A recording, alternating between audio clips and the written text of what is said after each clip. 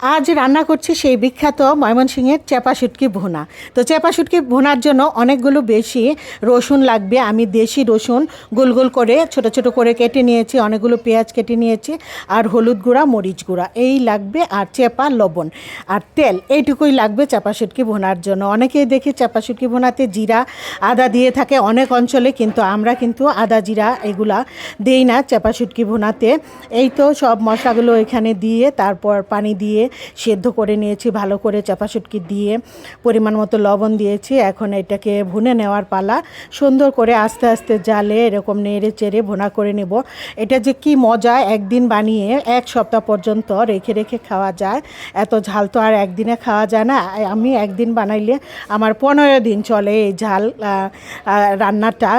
যেদিনই মন চায় একটু ঝাল খেতে, ঝাল ভর্তা খেতে, ওইটা বের করে আমি খেয়ে নেই, খুবই ভালো লাগে। আর এইখানে হচ্ছে কাচকি মাছের শুটকি রান্না করছি। আজকে আমার চেপা শুটকি দিবস।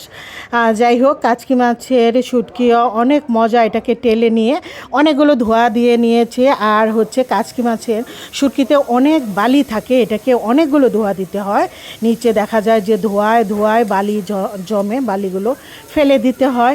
এইখানেও অনেকগুলো রসুন দিয়েছি, পেঁয়াজ, তারপর হচ্ছে কাচকি মাছের শুটকি, হলুদ, মরিচ, আর হচ্ছে একটুখানি রসুন বাটা আর পেঁয়াজ বাটা, পরিমাণ মতো লবণ, তেল, এই দিয়ে কাচকি মাছের শুটকিটাও আমি ভুনা করে নিয়েছি। এই রান্নাটাও কিন্তু রেখে খাওয়া যায় আর অনেক মজা, লোভনীয় একটা রান্না।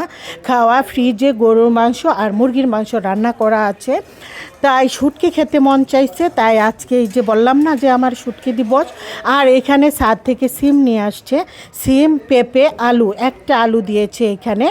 এইটা দিয়ে আমি ফেও মাছ বলে বাতাসি মাছের শুটকি, ওই শুটকিটা এখানে রান্না করব। আর এক ফাঁকে ছোলা সেদ্ধ করা ছোলা রান্না করে নিচ্ছি, একটা আলু দিয়ে, সেদ্ধ করা আলু দিয়ে। এইখানে ছোলা রান্নায় সব মশলা একটু একটু দিয়েছি। আর এই শুটকির তরকারিটায় আমি টমেটো দিয়েছি। আর হতে থাক, ঢেকে ঢেকে রান্না করে নিচ্ছি। এই শুটকির তরকারিটাও খুবই মজা ছিল, লোভনীয় ছিল। যে ওই যে বাতাসি মাছের শুটকি বলে, পাতা মাছের শুটকি অনেকেই বলে।